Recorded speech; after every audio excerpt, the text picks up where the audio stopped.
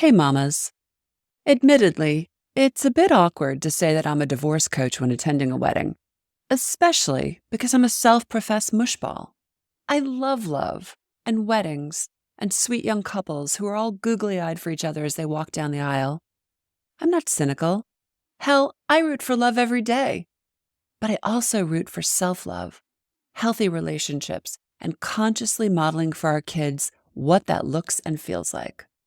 Sure, as parents, we'd love to prevent all pain and suffering for our children. We'd love to pretend that our kids aren't being imprinted by the life choices we are making. But the harsh reality is that they are. We are modeling what a relationship looks like, what it means to honor, love, and respect another, and self. We are providing them with the tools and navigational skills, or not. It's what we teach them to do with it all that matters. Life won't always be as beautiful as their wedding reception, but we can acquire better ways of being in partnership. What you are reflecting now is a straight line to your kid's wedding and the kind of partnership that they will find themselves in. Got your attention now? It's what I want to talk to you about today. I'm calling this conversation, A Divorce Coach Walks into a Wedding. Hi there, mamas. Welcome to the Intuitive Divorce Podcast. I'm Kristen Noel, certified divorce coach and creator of the Best Self Intuitive Divorce, a game-changing program that transforms the experience and outcomes of divorce, one mother at a time. I call it Divorcing Differently. I'm here each week bringing you a quick message to support, inspire, and empower you to achieve the outcomes you want for yourself and your kids. So, let's dive into today's episode. It may be strange for a divorce coach to write about a recent experience at a sweet family wedding. I will admit it's a teeny bit awkward when asked what I do for work over the dinner table of an event to respond, "Oh, I'm a divorce coach." It's not as if I'm looking for customers. No, I actually love love and revere the institution of marriage and vows, provided that they're upheld. Provided that a couple learns to navigate the ups, downs, and all-arounds of this human experience together. Provided that a woman is respected and honored and isn't expected to shrink and lose pieces and parts of herself. There are a lot of mitigating circumstances. But I'm also a staunch mama bear in support of women reclaiming their power and being given permission to step out of unhealthy relationships and write new life chapters. And no, I don't take those words lightly. I thought about that a moment while witnessing the adorable young couple taking their vows, listening to moving toasts and speeches, and seeing the whole orchestration unfold. It was heartfelt and touching and emotional, a day that they and their mothers who planned it all had dreamed of for many years. Just imagine if we spent as much time on the emotional preparation for walking down the aisle as we do wrapped up in the logistical details. What a game changer that would be. And imagine if parents recognized the enormity of their impact upon the partners their children grow up to choose.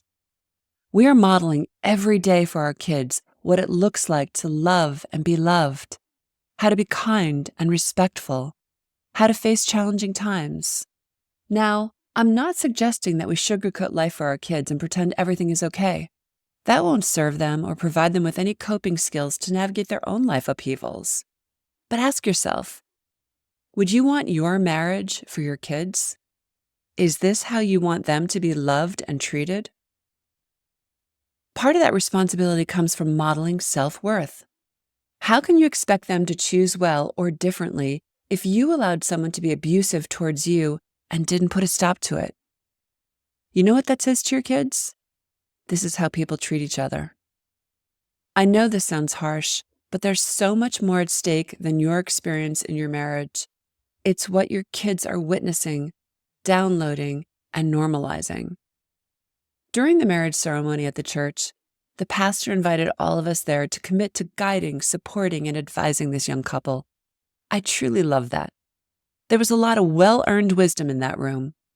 And my prayer for this sweet young couple was that all the good that had been reflected to them via their parents' marriages would help inform them moving forward in their new life chapter together. It's not about perfection. It's about truth, integrity, authenticity, celebrating each other for who they are, not who you want them to be. It's that important. So no, Mama, this isn't all about you. It's about the constructs you are passing down to your kids. If that doesn't stop you in your tracks, nothing will. Mamas can suck it up when it comes to their own needs, but when it comes to their kids, fasten your seatbelts.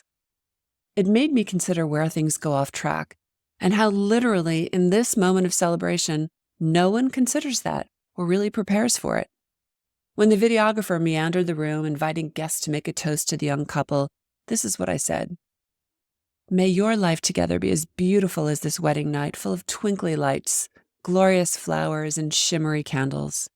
May it be filled with love and support, and may you always stay committed to seeing one another grow and become. And oh, have a hell of a lot of fun together. I also have to share a recent video I came across on social media. A middle-aged man was spewing something about marriage. He declared that we should ditch the marriage counselors and instead enjoy life together, take the trip, go to the fancy restaurant, make memories. I could totally relate to that.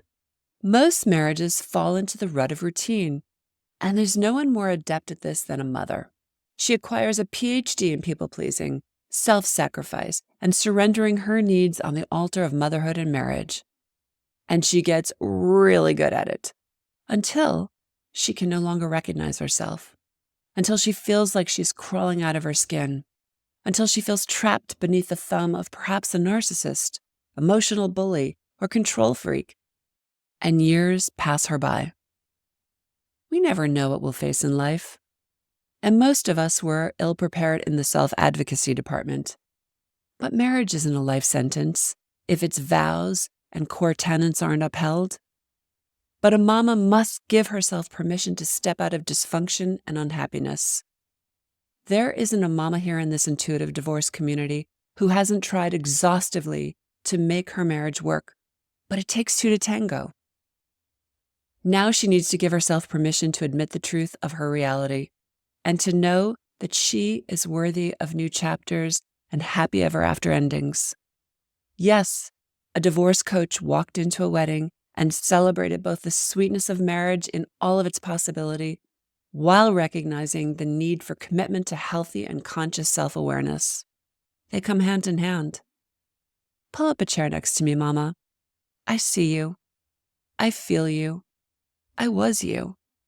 While your marriage and your wedding vows matter to you, I need you to hear me when I say, you matter too. You can celebrate love stories and happy ever afters and still honor self. Thanks for listening to today's episode, but more importantly, for making this time for yourself. If you're a professional, independent mother facing off with divorce, struggling with your emotions, worried about your kids and your future, and want a better way to navigate it all, I've got 2 ways to completely change the trajectory of your divorce and your life starting today. The first is our free divorce workshop. In this training, you'll learn the 3 steps to get off the emotional roller coaster and take control of your divorce so you can save time, money, and heartache for you and your family. Simply go to intuitivedivorce.com/workshop. And the second way is to book a free strategy call with our team, where we'll dive into your situation, your struggles, what you really want, and outline a path to get you there. For a short video and the booking link, go to intuitivedivorce.com/call. Check it out, and I'll see you inside. Now I have a favor to ask you, Mama. If you enjoyed this conversation and were inspired in your own divorce, please subscribe to this podcast so you don't miss future juicy talks. And I'd be so grateful if you'd leave a review so together we can help other mamas walking in the same shoes.